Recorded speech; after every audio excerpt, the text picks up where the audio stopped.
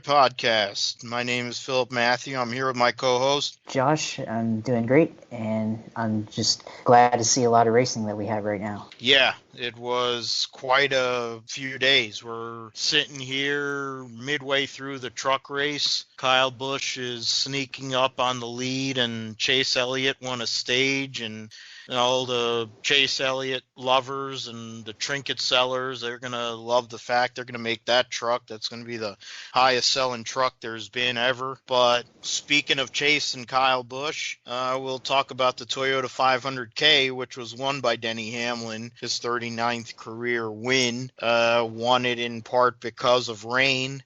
He was on old tires and benefited, to say the least, from the fact that the rain came because he was out of tires, and it's a second win at Darlington. But to be honest, there was no reason why he should have won that race. Kyle Busch ended up wrecking Chase Elliott when Chase was making a run to possibly go and pass both him and Denny Hamlin.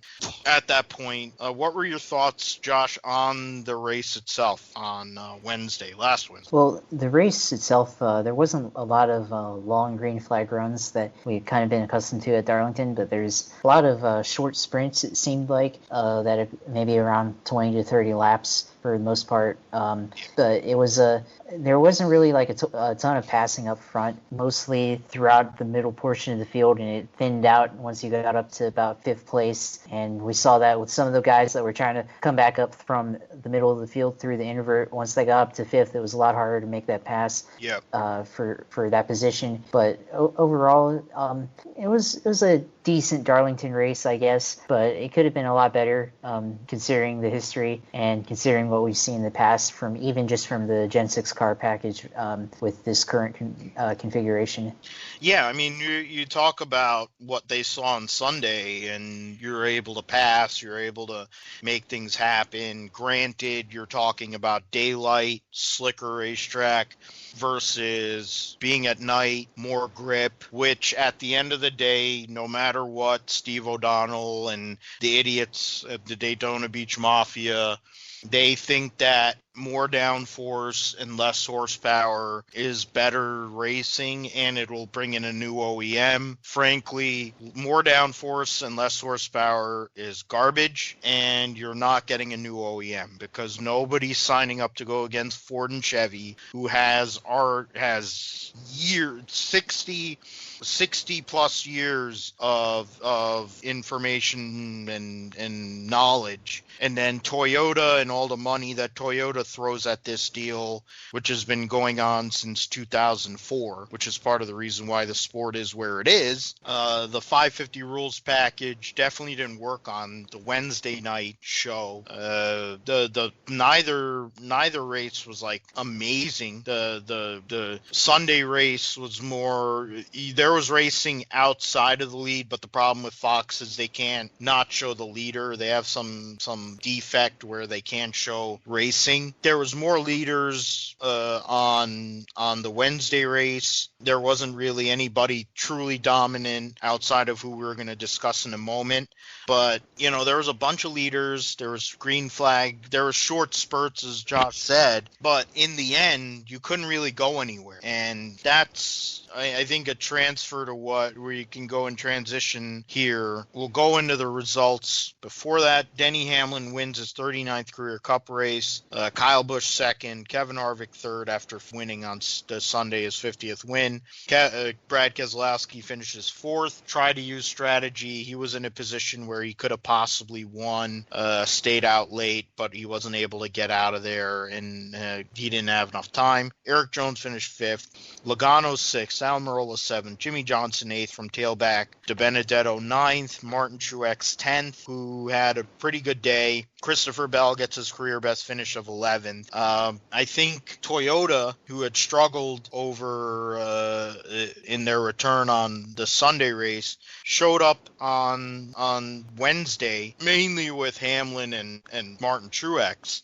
But the other Toyotas were all kind of up there all day. What are your thoughts on where they're at relative to where, Josh, where they were on the Sunday and what it means towards the rest of the season? Well, I think where they were on Sunday, their performance on that race is probably more of a blip on the radar than what we've been used to from the Gibbs Racing team. And this year they do seem a little off, but I think it's really more of the other teams, other competition, the Chevy teams in particular, are getting a little bit better, and they're able to challenge the Toyota teams a little bit more than what they have been able to in the past. But then again, given this format that we have now with the playoffs being in the fall and September, and the win and you're in deal that we have with that, we could see some of the Gibbs teams maybe experimenting throughout the summer. And as long as they don't do anything stupid and like they don't like completely like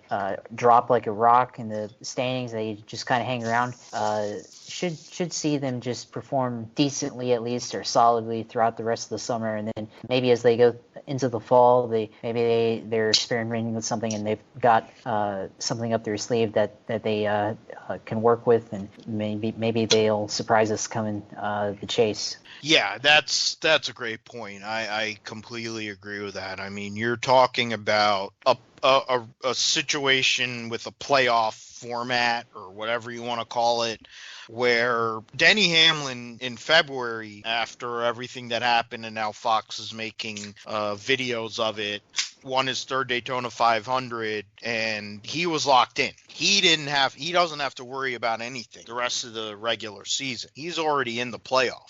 You talk about Kyle Busch, who's a champion, and he's trying to figure out a way to win his third championship and win one somewhat legitimately for once. They're playing for later. You're talking about Truex. He's trying to win that second championship. He's had one, and he's fallen short a couple of times. It's an R&D session for them, and it's true. If you win once, it's one thing, but if you win twice, like it's house money. It's like going and gambling and saying, oh yeah, well, it doesn't matter if you lose. That's what it is. And when you consider Toyota with all the technology they have and the R&D between California with TRD and what they have at Reverend Gibbs facility, there's no way that those vehicles are not going to be up there, or at least a lot of them are not going to be up there when it counts. It's just how it is.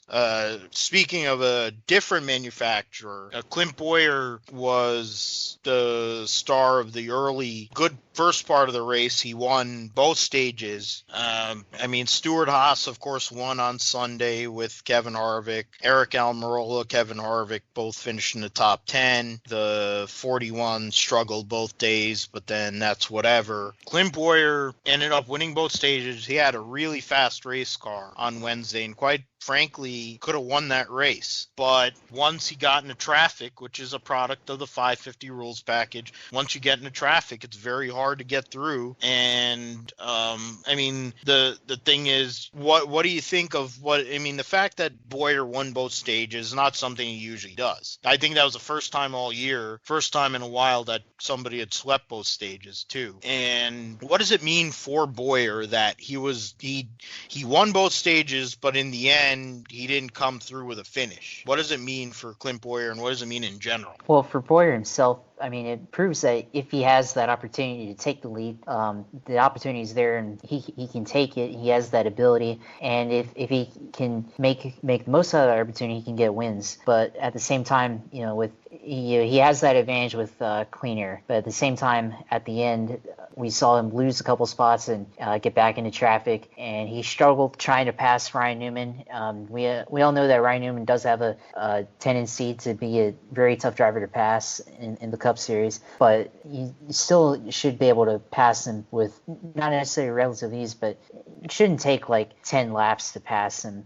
With the car that Boyer supposedly had, he should have been able to make quicker work. So the point of that, I'd say, is that it seems like Clint Boyer seems to lose focus at critical moments, and he focused too much on racing Newman at the end and trying to get back up to the lead, and he ended up losing his car and costing himself a good finish. And it shows that he only has 10 wins, and he's not really the type of driver to go out and consistently get good finishes solidly. He's gonna get good finishes some of the time, and then other times he's gonna have so-so performances. Yeah, I mean, when you consider Boyer's, recent history, he had the great 2012, his first year with MWR, gets second in points behind Brad Keselowski after Johnson had his issues. 13 was okay. Then he kind of went away, and he went away for a long time. He had a good year in 18, won multiple races, and he hasn't been he didn't do much in the playoff, the Chase, and he hasn't done anything really since. When you consider what we're going to discuss here in a few moments, about people that might be in line, the certain people who do a hard R's and other people who are a little bit more intelligent than that, you have to wonder about Clint Boyer's future. I mean, the fact that he won both stages and he's out there. But I look at the 14 car, and personal bias aside, the 14 car means a lot to me. It means a lot to a lot of people. It's Tony's car. It's a car that should be up front. And when you consider that SHR is able to put the 4 up front every week and has been doing that ever since Kevin Harvick's been in that car, and Eric Almirola took the 10 car from basically the bottom of the barrel with Miss Hummer and brought it to relevance. The 14 car should be up there. And when Tony was on, and when he was in his peak, still, they were a contender week to week, and they could win races. The fact that they're not winning races, the fact that they're not a contender is an issue. And it's something to be said when you have the likes of Chase Briscoe, or if we're really going to get crazy, Kyle Larson, minus all the stupidity that exists with Kyle Larson and ignorance. When you got people like that out there, and the checks are coming out of Tony's pocket, and he's having a fun 4 race teams, he's having a fun Cup teams and an Xfinity program, he's having a fun racetracks, sprint car teams, you have to really truly wonder what they're about, as Jesse Iwuji finally wrecks, and with Brennan Poole. We're doing this live during the truck race, so I'm going to go and add that in, so you'll get to know where we're at. They all wrecked each other. That's awesome. Stewball went and ran over. Stewball went and got into.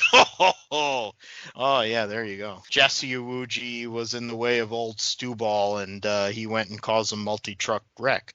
I don't know. I kind of get pleasure out of that because I hate Stuart Friesen. But getting back to the point we're making, Clint Boyer has to pick it up. I mean, granted, he has a great fallback measure in terms of TV, because it seems like Fox loves him because he fits their demo, and he's goofy, and he gets high easily, and it's fun, and he probably is going to TV next year. Hopefully he goes to TV next year, and they put somebody that can drive in the 14 car. That's personal bias coming out, and I don't give a fuck. It's our show. Josh knows it. We've known each other for a long time. If there were takes that he had where he can go the same way. I don't really care for Clint Boyer, and he's a funny guy, and whatever. He has a big forehead, and so does his son. I can't help it. That's genetics. That has nothing to do with me. In the end, let him go and do TV. Him and Jeffy can go and do TV, and people will go, man, Jesse Uji's terrible. But it is what it is with that. Let me just add this for Clint Boyer. Like, he's a solid driver. I mean, there's nothing wrong with him, really. He's just not elite. That's all. Yeah. And when you're at the Cup Series, well, the problem is when you're at the Cup Series, you gotta be able to show that you have that ability, and he's supposed to be on a ride with the top team. And the fact is that he's not performing as well as his peers. And he's definitely got a future in TV, like you said. And he's got that podcast with Portnoy and all those guys at Barstool. Those are some real champions of the world too. Yeah, he's got a great future with that, because that's a solid stream of income too. Yeah. But he's just not an elite driver. That's all. Yeah, and I mean, there's nothing wrong with not being elite. Michael Waltrip made a whole career out of being a sword swallower and only being able to drive at about three or four racetracks. Period. And that was his owner. And he even said that Michael Waltrip was the worst race car driver that exists. And then he ended up driving for him. I mean, there's so many. It's funny how things work out in TV. And now they're going to be partners again on TV soon enough. But it's not a case of Clint Bowyer's a bad guy. I mean, his spotter's an asshole. He fits the whole Barstool thing. I don't think Clint Bowyer's an asshole. He's just not that great. Frankly, if you put him in a late model and wasn't in a Cup car, I wouldn't mind Clint Bowyer. It's the fact that he's taken Tony's money and Tony's sponsorship, because most of those sponsors on there are Tony's sponsors, and driving around and hitting the wall every week and kind of just wasting a spot. And that's fundamentally a thing for me, because as much as Tony was wasting a spot for basically the last 4 years of his career with all the crap that he went through, Tony Stewart is Tony Stewart. He's freaking Hall of Famer, and he's going to be in other Hall of Fames. Clint Bowyer's going to be in the Hall of Fame for partying. He's going to be in the Hall of Fame for great people, but it isn't going to be the Hall of Fame for racing. So that is what it is with Clint Bowyer. We've glazed over the most important piece, the most important part that took place in the event itself, which is the fact that Denny Hamlin won the race and Kyle Busch finished second. But the reason that happened, in part with the rain, of course, coming, was because Chase Elliott was making a run to get to Hamlin and win when Denny Hamlin, of course, was on old tires because he'd run out of tires. And Kyle Busch put him in the fence. And, of course, old Clyde went off the script and flipped old Kyle Busch off. So the question is, I mean, what did you think, Josh, about what happened, how it happened? Was it intentional? And what do we see from old Clyde as this season goes on in terms of how he races Kyle Busch? Well, I mean, for him, it's another situation where he lost an opportunity to win the race, whether it was his own fault or someone else took it away from him. And for him to go through that, it's a lot of wins left off the table for him. But going forward, I mean, I think when the opportunity is there, he's probably not going to cut Kyle Busch some slack, especially late in the season when the championship will be on the line for Kyle Busch. I don't think it was really intentional. It seems like, I mean, he admitted it wasn't intentional and that it was a blind mistake by him, which it seems uncharacteristic to admit that, and also for that to really happen. But it doesn't really mean much to him. It happened, and he didn't care that it happened. And I think that's kind of what we saw out of his reaction when they asked him about it, when the media asked him about it on Sunday or on Wednesday. I'm sorry. And going forward, we'll see him just be a decent driver, or a decent season going forward for him. But for Chase Elliott, like I said, he might see him go, not cut him some slack going forward, but it'll be similar to what happened to him in 2017 when he got wrecked at Martinsville with Denny Hamlin in the chase, and he went up to him right afterwards and said, you wrecked me. And then we saw him at Phoenix kind of just touch fenders a little bit, and then Denny Hamlin had a flat and went in the wall. So it might be something similar to that, if anything, if we see any response out of Chase Elliott with Kyle Busch. Yeah, I mean, with Kyle Busch, he has a history of running over people, and it goes all the way back to Hall of Famer Ron Hornaday Jr. It's the Dillons, Kevin Harvick, insert driver, Kyle Busch, Denny Hamlin, Carl Edwards, for all those people that remember Roid Rage. They all have run over their fair share of people. As Kyle Busch is the lead with 49 laps to go on the truck race. At the end of the day, the move he made was a bad move. It's a move that somebody of his caliber shouldn't make, but it's a move that isn't unexpected because of who he is and what he's about. And fundamentally, he had to own it because Matt Yoakum held him to that standard. Matt Yoakum didn't let him off the hook. Most of the lame streamer, there goes Nano Decker, shocker. When you go and consider Kyle Busch's history and his brother, they've ran over a lot of people. They've gotten in a lot of issues. Kurt has taken the brunt of a lot of the pain, but Kyle has never really paid for it because he's been protected by Reverend Gibbs, he's been protected by Hendrick, et cetera, et cetera. And fundamentally, getting called out for the BS that he did, oh wow, that works out that they were both in their one pit next to each other. But here. Oh man, Brennan Poole sucks. So is Natalie Decker in more ways than one. Well, hey, I'd let her do it to me too, but whatever. She's good at that sort of thing. But so Eckes got into her. Oh well, that's fine. I thought Brennan Poole wrecked her, but Eckes went and got into her nose, and then Poole went and shot a load up her butt. So anyway, speaking of guys that are loads, Kyle Busch is somebody who, the way he acts and the way he behaves, there's a reason why plenty of people hate him and plenty of people like him. I saw this on the one page I'm on and talked about him being like the Intimidator because people let him off the hook, which is true because he's the chosen driver for the chosen brand, the same way as it was when Earnhardt was at his peak and it took a turtle-lipped little fruitcake coming in to go and throw him off his pedestal, and that was the end of Earnhardt in a lot of ways. And we're still waiting on something to happen to Kyle Busch where he either gets his ass kicked or gets humbled. You would think going and missing races and breaking a leg and all that and not being able to make your wife pregnant and all these other things would make you humble, but Kyle Busch is still an asshole. So, it is what it is. We'll see what Chase does. I think he's going to save it to the playoff. There's no way that he's going to do anything crazy until we get to the chase. Once we get to the chase, then I think all bets are off. But until then, we'll see what happens.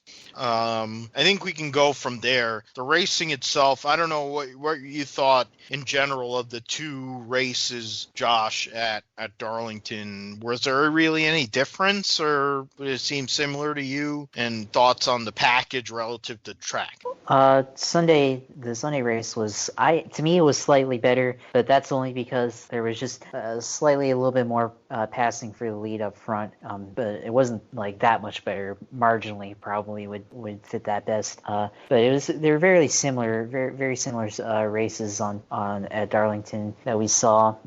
Just the differences is that the nighttime condition just kind of exasperates, I guess you could say, the flaws and the problems with the packages for the 550 horsepower rules that we have with high downforce. And really, like we talked about, Clint Bowyer winning those two stages. Well, really those stage wins were probably more of a factor that it was more really just because of the fact that he was out front and he had that clean air advantage. And to me, it just seemed like with the advantage of clean air, he was able just to go out and lead. And he didn't really have because of that, you didn't really have to worry about too much of a challenge. And we saw that throughout the night on Wednesday. Just there wasn't enough of a long green flag run to see a challenge where the tires wore out and we could see the second place car catch back up. And there wasn't really that much of an opportunity for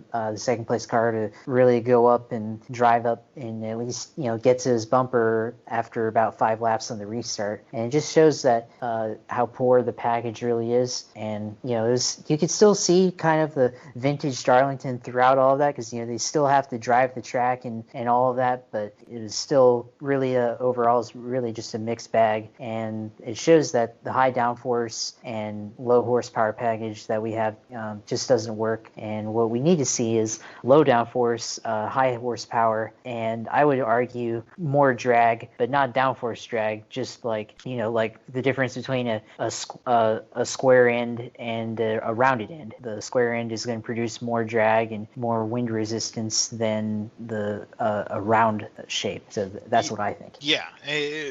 The point is, having a big ass spoiler at most racetracks doesn't do anything. Having low horsepower doesn't do anything. Having the point is, the cars should be hard to drive. You shouldn't be able to drive them wide open anywhere outside of a theoretical restrictor plate, whatever track. And the fact that you're able to basically go wide open at Darlington, to me, is disturbing. And when we get into the 600, that's another issue. But get rid of the spoiler. I mean, we've had this conversation, Josh. I mean, get rid of the spoiler, have a little 1-inch spoiler, get the things off the ground so that they're off the ground on a green flag. They've spent so much money on coil binding to where there's no suspension in the front. There is no suspension on the front. What is the point of no vehicle that exists in the world has no suspension in the front? Even Formula One and open wheel and sports cars have suspension. But they're sealed off to the ground, but they have suspension. They get affected. The fact is, these things are sealed off to the ground to the point where you get no air. It's an issue with all kinds of aero and all that, and that's why we have what we have. It's become this engineering science to the point where vehicles are sealed off. They're not stock. I mean, there's a combination of everything. The way the aero is, the rules package with the engines, the fact that Badger can't make a good tire, and they haven't made a good tire for decades. It's something that we'll have to go through, I guess, more in detail as we go along. We'll go into the Xfinity Toyota 200, where it was an emotional victory for Chase Briscoe. Big win for him and his wife, Marissa, and in general for what they've been going through. And he beat Kyle Busch. And you talk about, somebody who's won 8 trillion races.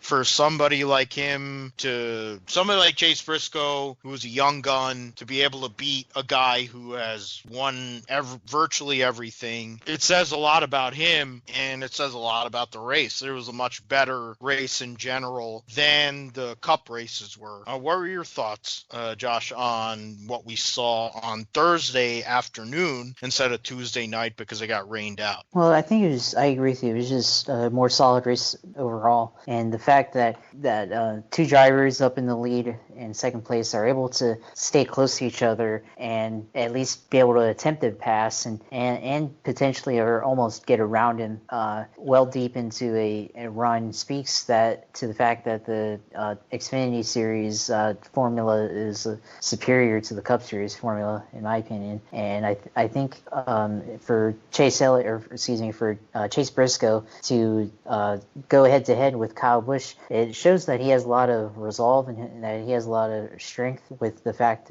that he had his personal loss with his miscarriage with his wife, and he has a lot of a fight to not wither down to Kyle Busch, but instead fight back and win the race.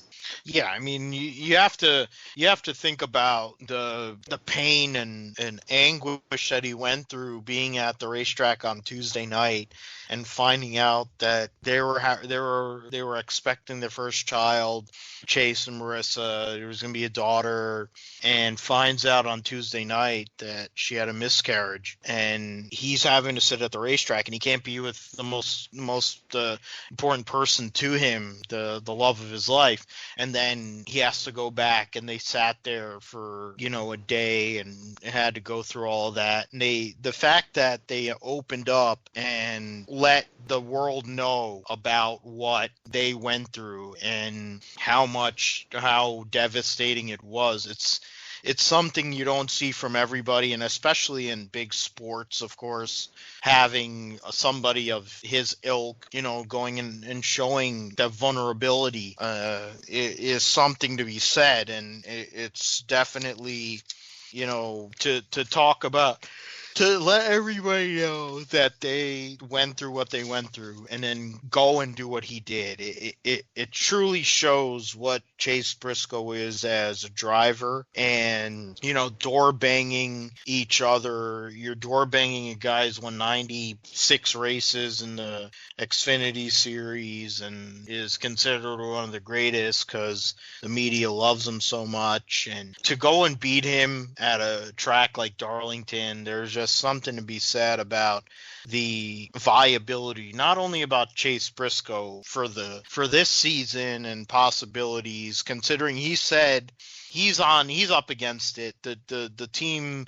wasn't going to run until, early January, late December, whatever it was. He said he had to win 8 races and win a championship to keep a career going. And we were talking about Clint Boyer there earlier. The fact you beat Kyle Busch, it means something. I mean, I'm waiting for Kyle Busch to win 100 Xfinity races so he stops running Xfinity. But for me as a Chase Briscoe mark, him beating Kyle Busch, it means a lot. And it's going to mean a lot later on in this season when we get to the playoff and where they're at, and hopefully he goes and makes something happen. Other than that, we'll go and let me just see here.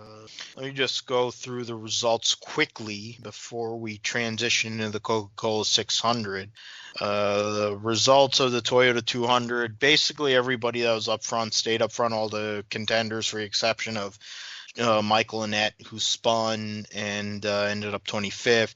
Briscoe, Busch, Justin Allgaier 3rd, Austin Cindric 4th, Noah Gragson 5th. Basically, Briscoe, Busch, Gragson led all the laps. Hemrick 6th, Sieg 7th, Ross Chastain 8th, Harrison Burton 9th, and Justin Haley 10th. Jeremy Clements got a stage point in the second stage. Brandon Brown led a lap. But otherwise, it was a pretty straightforward race there. We'll transition into the Coca-Cola 600, the 61st annual Coca-Cola 600, the longest race in the history of NASCAR. And Brad Keselowski comes through winning another major, but he definitely wasn't the best car at Charlotte on Sunday evening. There was a over at 1 hour rain delay. There was certain guys that dominated early in the race, specifically Kurt Busch, and then Alex Bowman, who led the most laps, 164 laps. He led and won both stages. And then after that, you consider Martin Truex. Those were the 3 cars that were really up front most of the day. But Brad Keselowski comes through with a victory. Chase Elliott finishes 2nd. We'll get into more details as to how that all kind of worked out. What were your thoughts, Josh, on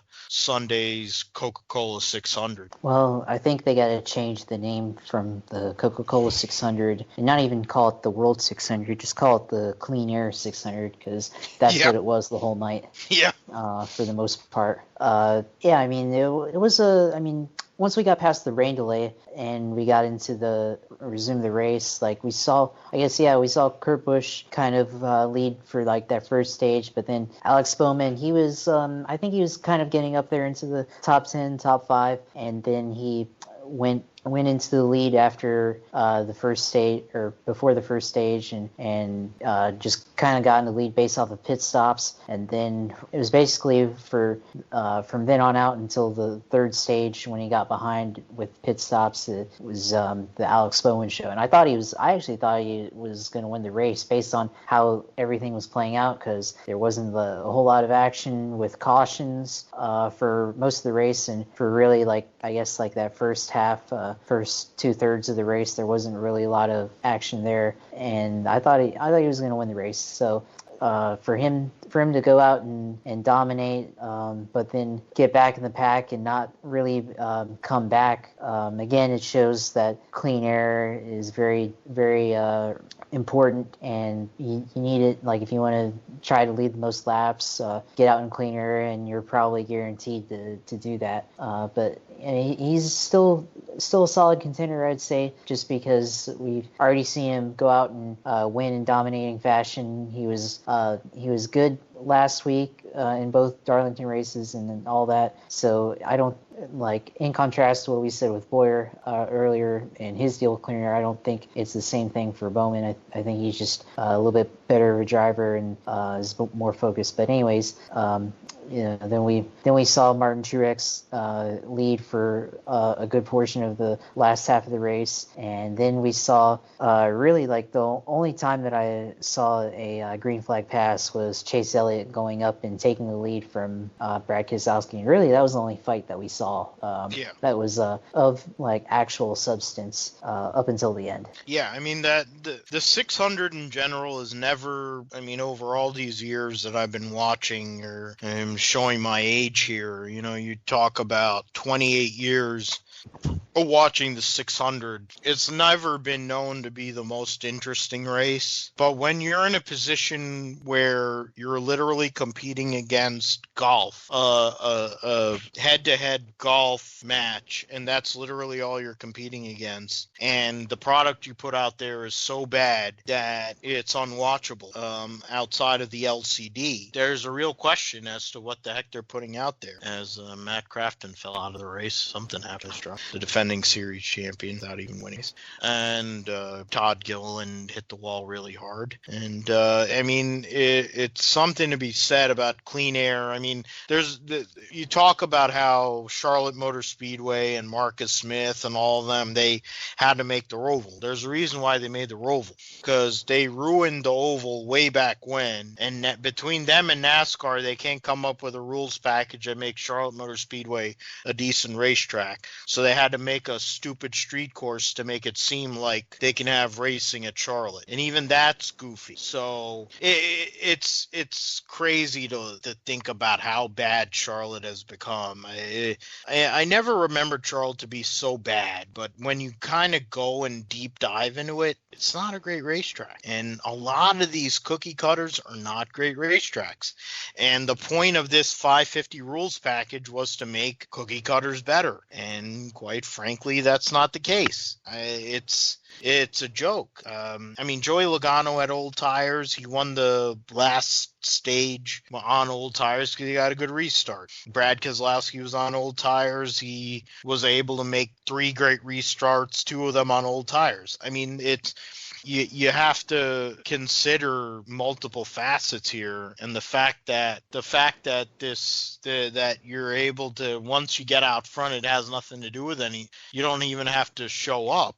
You really have to R&D what's going on, honestly. But NASCAR doesn't care, and that's part of the problem. The Brad Keselowski wins the Coca-Cola 600. He only is missing the Daytona 500 from his major haul. He has 4 of the 5 because he puts Bristol in. I always think about the Winston Million. He's won now 3 of the 4 Winston Million races. Add the Bristol night race, he's missing the Daytona 500. Whether he does it for Penske or not, to be determined. Chase Elliott finishes second because the guy who actually finished second was Jimmy Johnson. We'll get into that in a second. Ryan Blaney third, Kyle Busch fourth, Kevin Harvick fifth, maintaining his points lead. Martin Truex sixth, Kurt Busch from the pole seventh. Tyler, who started on pole, qualified on pole. The only qualifying that we're going to have for the next month, basically.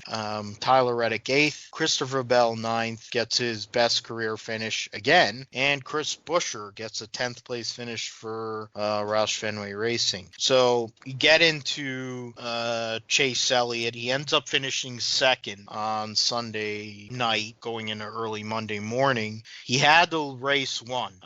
2 laps to go. He was coming to the checkered flag. This thing was over. He was going to win the Coca-Cola 600.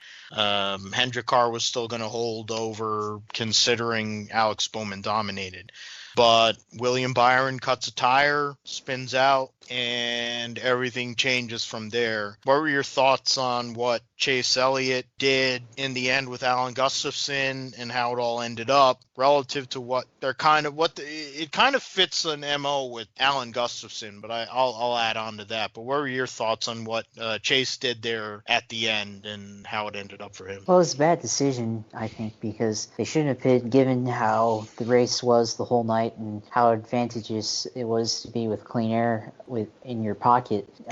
It was the wrong decision. But their reasoning was that for them staying, I guess earlier in the race, staying out didn't work, and they weren't successful. And we saw part of that because they did drop back kind of towards mid-pack, and I guess that's when that happened. But something that I saw on Twitter, I don't know if you know who Andrew Maness is, but he's part of this group called PitRow.ai, I think is what it's called, and they're basically like the service for AI and analytics for race teams, and they provide a lot of the information and graphics that you've seen on ESPN IndyCar's coverage, and I don't know if they provide it for NBC or Fox, but they provide it to the coverage, and they also provide a lot of the analytics and support for the teams. And I know Childress has one, and what was interesting was that he said, or this Maness guy, what he said was he said something like, I don't have the tweet because he deleted it. He said it's great to see our clients fail to trust our software once again and do the wrong thing. And basically I think he was saying, well, is that their software was saying to stay out and not pit, and the guys went with their gut feeling rather than the analytical decision and decided to pit when based on what they felt. And he deleted that tweet obviously because for whatever reason he did. Reason that may be. Yeah, whatever reason. I mean, probably because he doesn't want to be that critical, but whatever. But the point is that's another factor in their decision making, and they failed to trust. It's basically they failed to trust their own tools that they had at their hand. They went with their gut decision, and that's I guess I'm going on a tangent here. The analytics versus your gut feeling, but that's another factor in why they gave up the win. And I mean, it almost worked out. They almost I guess if this was 10 years ago when tires actually mattered and you could actually drive the damn thing around the car and pass people, maybe we'd have seen Chase Elliott win the Coke 600. But with all the factors involved, he came up short and he should have pitted.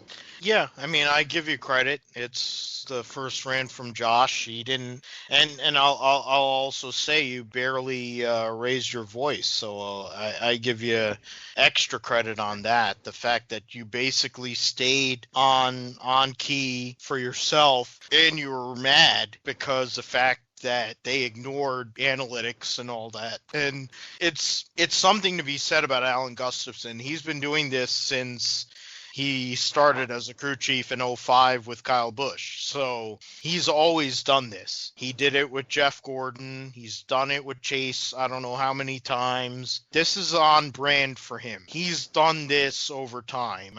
The discussion happened on the one Facebook page we're on about talking about, I think I was talking about it, with how Ryan Blaney with Todd Gordon went and they lost Las Vegas the same way. Todd Gordon's been guilty of doing this too. The point is, crew chiefs it's the same way as being a head coach. It's a way where when you're right, people are going to give you credit, but they won't give you as much credit as you probably deserve. But when you F up, they're going to go and nail you. But when you have as much evidence as against you in a period of 15, 16 years as Gustafson has, I'm starting to pronounce his name like Larry McReynolds. It's bad.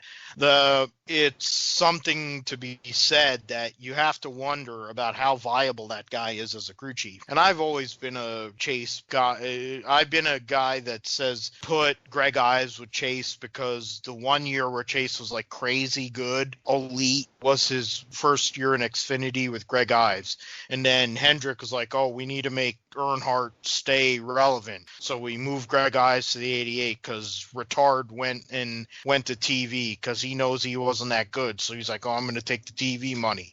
And Ives finally, I think, after all these years, him and Bowman finally have figured it out together, and they have something going. But I think Chase and Ives would be better together, and then you could put Gustafson with Bowman or whoever.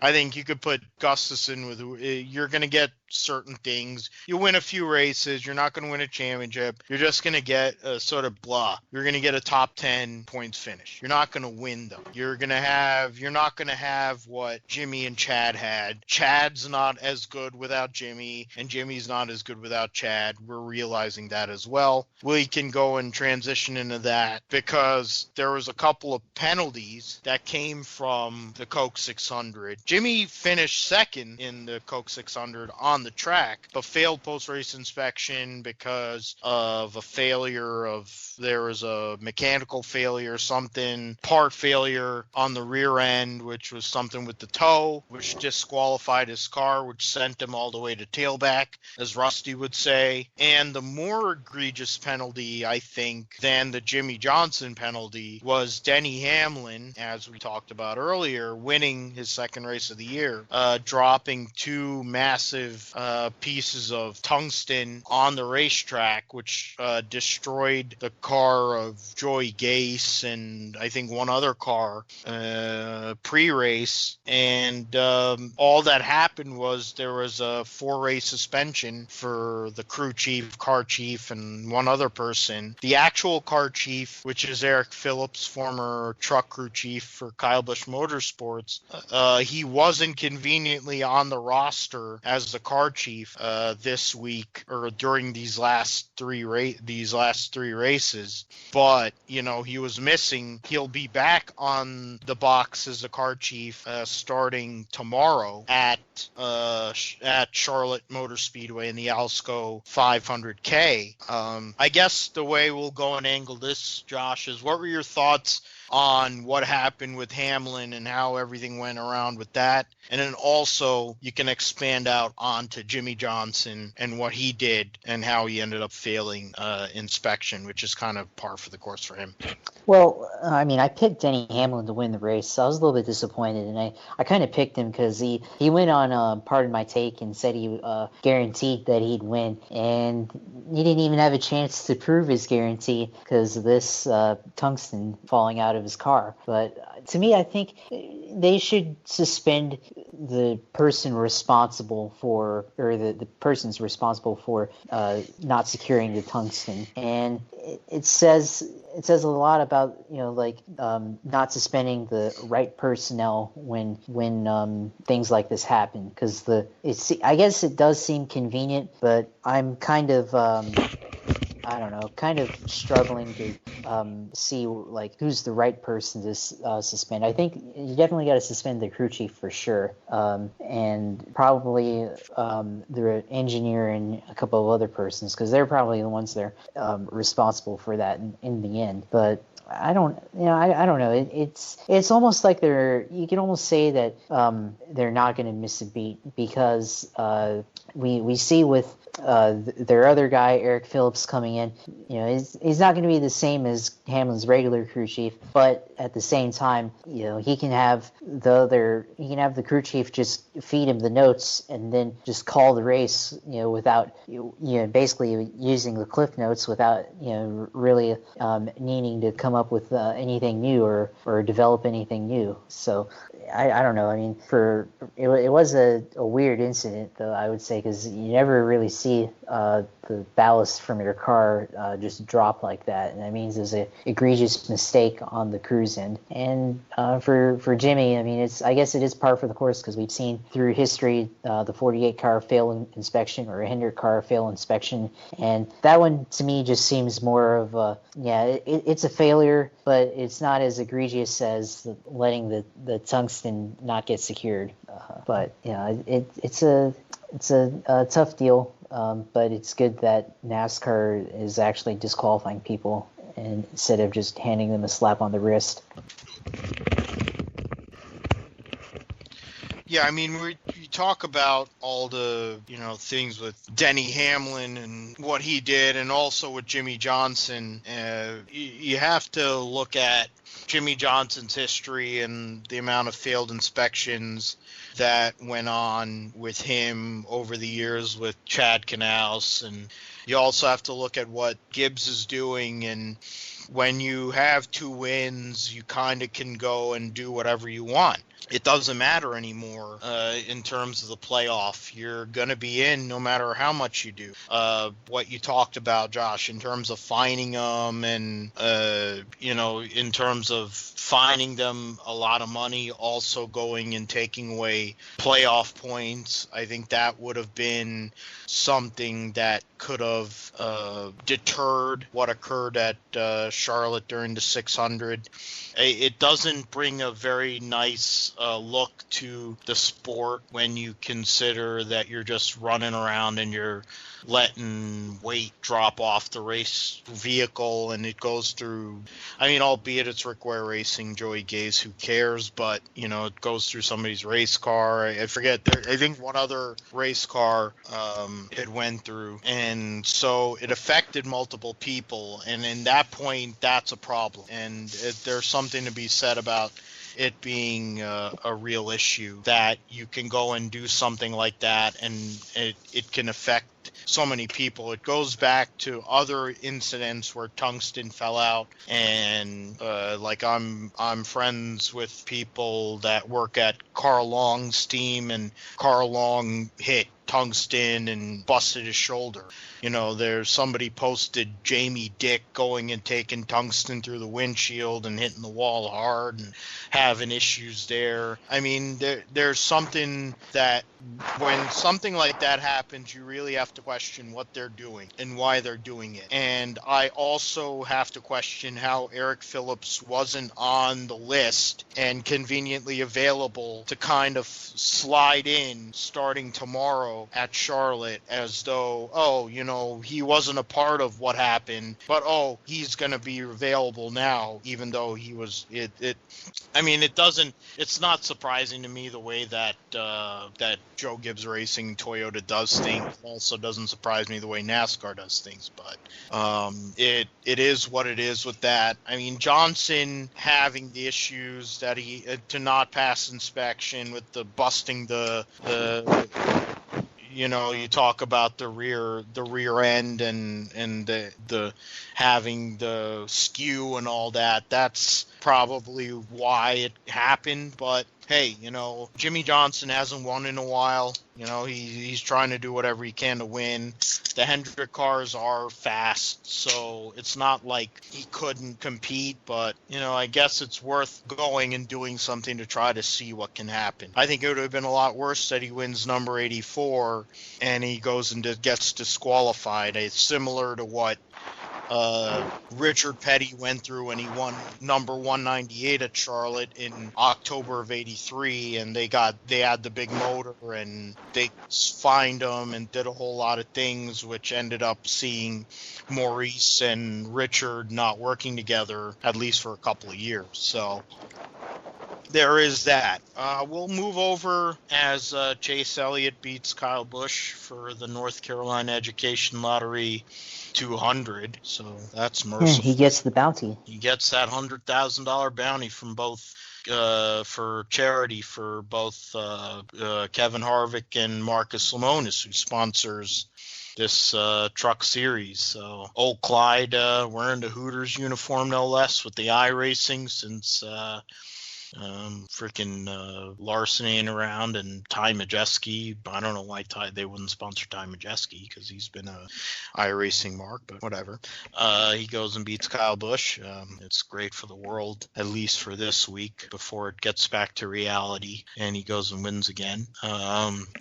We'll go into the Alsco 300, which saw Kyle Busch win, and he won his 97th career Xfinity race last night. But he had to battle, actually. It wasn't like the usual typical Kyle Busch. He takes the lead and it's over that early in the day. You had Ross Chastain, noted hard charger, noted guy who's hard to pass, as we discussed earlier in the show. Rode him hard the whole entire first couple of stages. And Kyle Busch had to earn that victory. And in the end, in terms of the 97 wins, I think that was one of the harder wins for him to get. And he did lead the most laps, but it wasn't because of lack of trying. Ross Chastain battled him. You had Chase Briscoe was up there. He had to work for that. What were your thoughts, Josh, on the Xfinity race last night? Well, I think early on it was just a battle between Kyle Busch and Ross Chastain. I thought Chastain was able, as much as he could, he was able to fight and challenge Kyle Busch in the early going. And then it kind of became the Kyle Busch show throughout the middle portion. And then later on, like, he wasn't in the lead. And then Austin Cindric was in the lead. And then it was just a matter of time before Kyle Busch was able to go up there and pass him. And it was interesting, it seemed like the last 40 or so laps, there was just a lot of crashing. It seemed like they would race for a lap and then crash, or race for a couple more laps and then crash. And then just seemed like it was a repeating thing up until the very end of the race.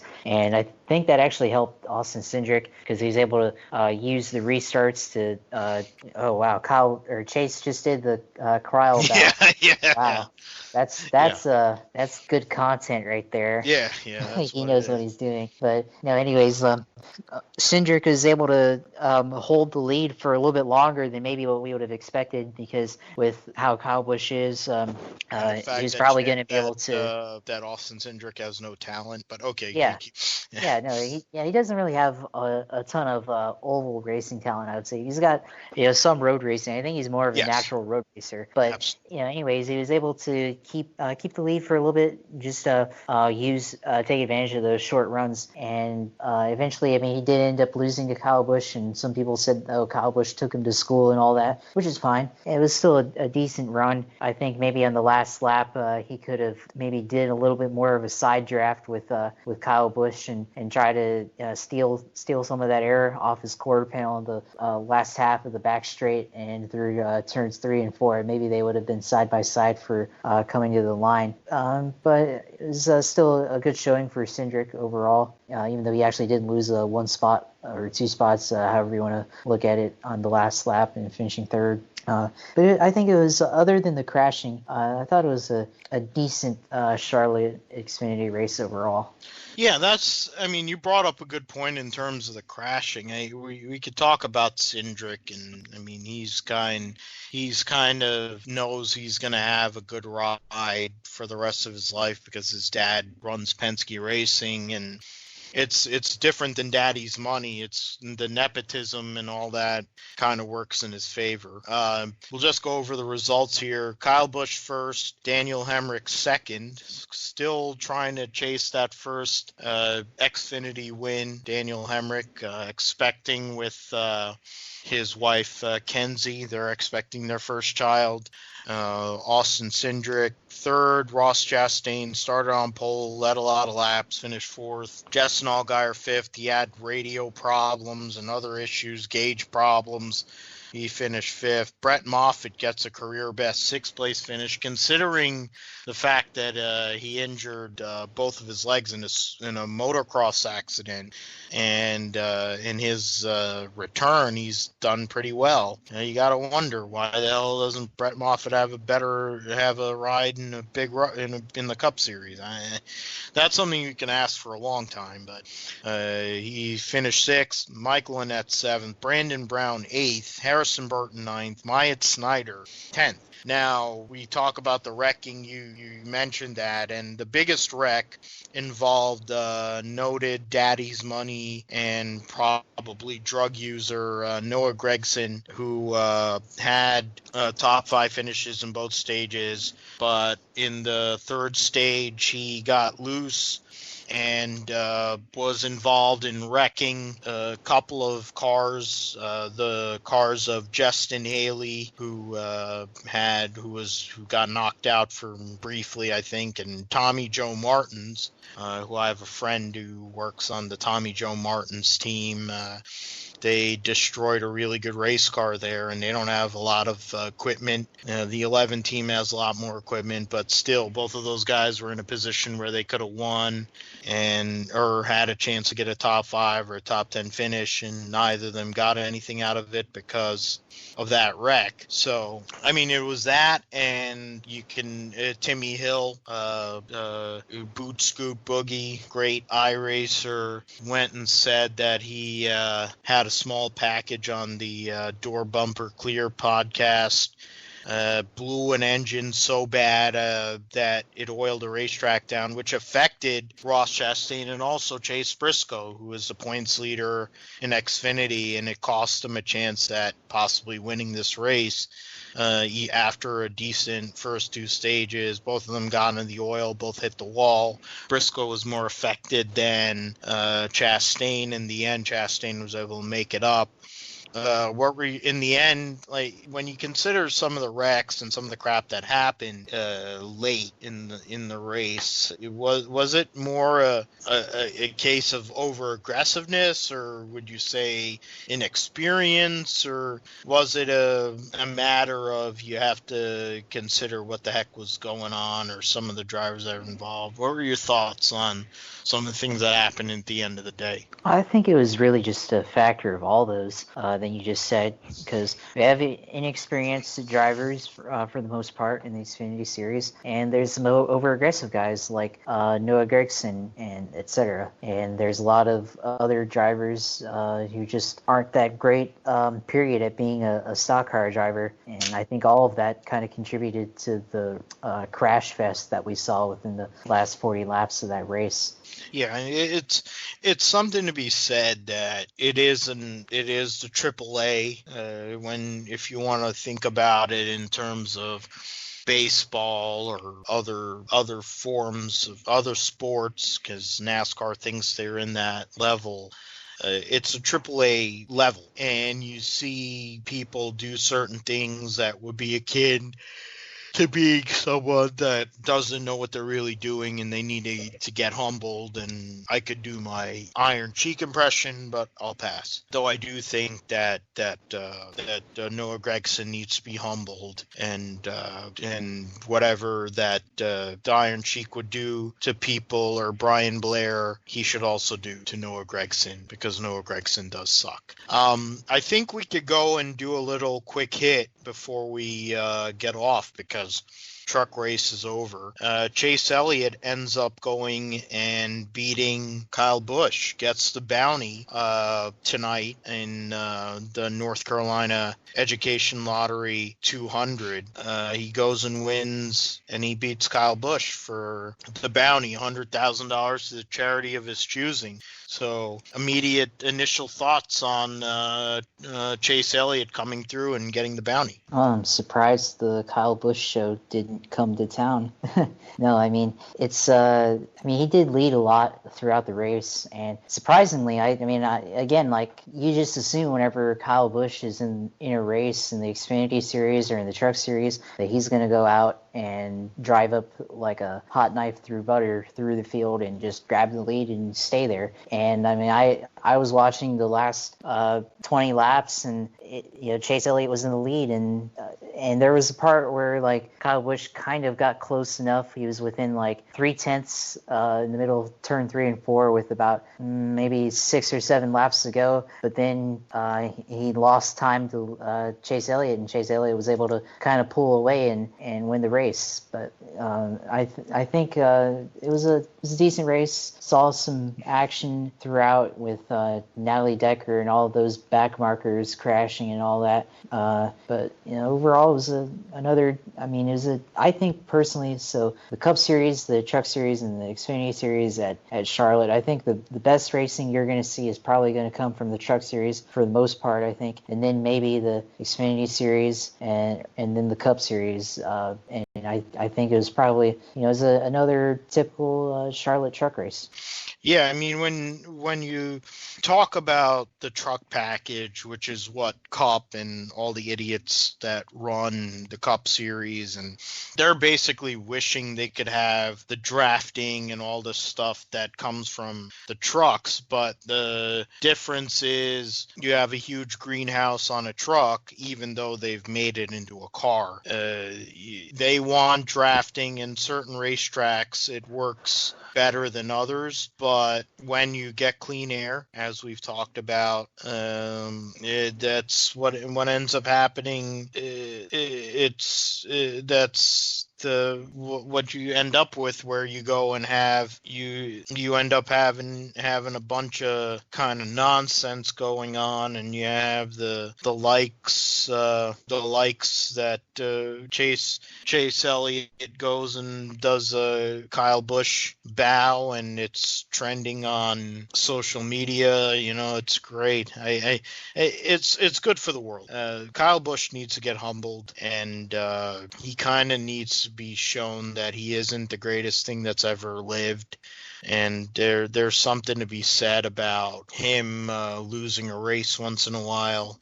He doesn't lose a whole lot, so the fact that he lost is a beautiful thing. And quite frankly, I don't feel bad about it, because he owns a truck, and he should be there. Unlike Xfinity, he has a vested interest in whether he wins or doesn't win.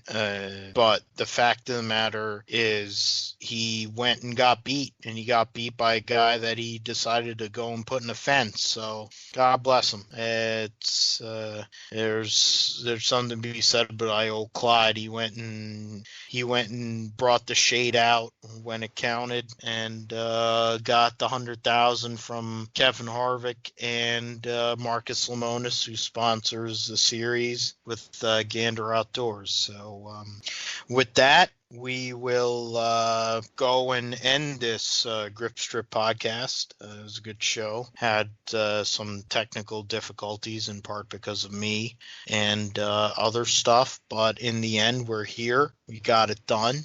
Josh, you have anything going out? Just hopefully we have a good race tomorrow.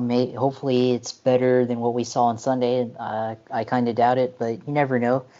Maybe we'll have more crashing or something to at least give those short runs that we might potentially see. And who knows? I'm not going to pick a winner, but hopefully we like the winner. Yeah. I mean, I don't really know. I think in terms of betting, I put money on Joey Logano because he was at 11-1, so at least it was worth a decent return. I forget who else. I put Reddick. I put money on Logano and Reddick. That's who I put money on. So, I mean, obvious base minus our personal favorites, which neither of them are like my personal favorites. I'm a fan of Reddick. But as long as it's not a Joe Gibbs guy, I think we're okay. And I think the shorter runs will mean a little more aggressive racing, which might mean more cautions, which would mean it would be similar to what we saw the last two nights. And it also, because PJ1 was activated, I don't know what the weather is between now and tomorrow night. As long as the PJ1 is activated, we could have multiple grooves, which might actually help the race, but I doubt it. I guess we will find out. But we will see you next week on the Grip Strip podcast. We'll be talking about everything that went on at Charlotte here Wednesday night, along with Bristol. And we'll be doing an IndyCar series preview, because IndyCar will be starting. Texas Motor Speedway is the first race of the IndyCar season. And hopefully I'll be able to acquire a guest of some sort, and we'll be able to discuss that in a deep dive, along with the NASCAR events and any other racing that goes on here. For Josh, I'm Phil. Thank you for listening to the Grip Strip podcast.